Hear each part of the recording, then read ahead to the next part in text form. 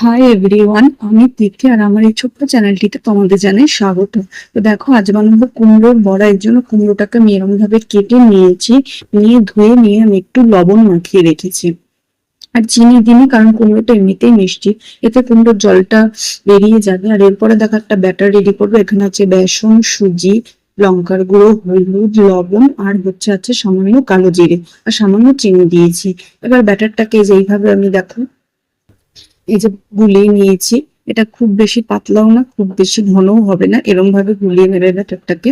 এবার আমি কড়াইয়ের মধ্যে তেল গরম করতে বসিয়ে দিয়েছি। দেখো, তেলটা গরম হয়ে এলে আমি এভাবে কুমড়ো গুলোকে নিয়ে এরকম ব্যাটারের মধ্যে চুবিয়ে নিয়ে গরম তেলের মধ্যে ছেড়ে দেবো। দেখো, আমি সবগুলো কুমড়োর পাটি একবারে ছেড়ে দিয়েছি এর মধ্যে।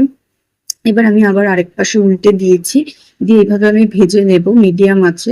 আর আমার কুমড়োর বড়াগুলো রেডি হয়ে গেছে। গরম ভাতে খেতে দারুণ লাগে, একবার অবশ্যই বাড়িতে তোমরা ট্রাই করে দেখতে পারো।